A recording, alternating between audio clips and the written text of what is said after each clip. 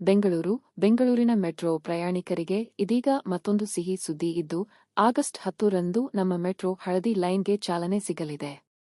ಪ್ರಧಾನಿ ನರೇಂದ್ರ ಮೋದಿ ನಮ್ಮ metro yellow line ಉದ್ಘಾಟಿಸಲಿದ್ದಾರೆ. ಇದು ಕೇವಲ ಕೇಂದ್ರ ಸರ್ಕಾರದ ಯೋಜನೆಯಲ್ಲ, ಕೇಂದ್ರ ಹಾಗೂ ರಾಜ್ಯ ಸರ್ಕಾರ 50% ಪಾಲನ್ನು ಹೊಂದಿವೆ. ಅವರ ಕಡೆಯಿಂದ ಅಧ್ಯಕ್ಷರಿದ್ದರೆ, ನಮ್ಮ ಕಡೆಯಿಂದ ವ್ಯವಸ್ಥಾಪಕ ನಿರ್ದೇಶಕರು ಇರುತ್ತಾರೆ.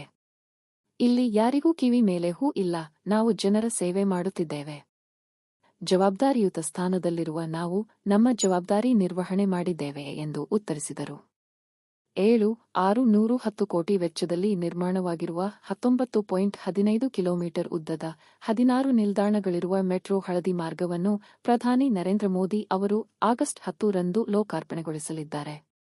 10ರಂದು ಐಎಂಬಿಯಲ್ಲಿ ಇರುವ ಸಭಾಂಗಣದಲ್ಲಿ ಚಿಕ್ಕ ಚೊಕ್ಕ ಕಾರ್ಯಕ್ರಮವನ್ನು ಆಯೋಜಿಸಲಾಗುವುದು. ಮೆಟ್ರೋ ರೈಲಿನಲ್ಲಿ ಪ್ರಧಾನಿಯವರು, ಮುಖ್ಯಮಂತ್ರಿಗಳು, ಸ್ಥಳೀಯ ಶಾಸಕರು ಅಂದು ಪ್ರಯಾಣ ಮಾಡಲಿದ್ದಾರೆ. ಇದೇ ವೇಳೆ ಡಬಲ್ ಡೆಕರ್ ಯೋಜನೆ ಭೂಸ್ವಾಧೀನಕ್ಕೆ ಒಂದಷ್ಟು ಅನುದಾನದ ಕೊರತೆಯಿದೆ. ಇದರ ಬಗ್ಗೆ ಪ್ರಧಾನಮಂತ್ರಿಗಳಿಗೆ ಮನವಿ ಸಲ್ಲಿಸಲಾಗುವುದು.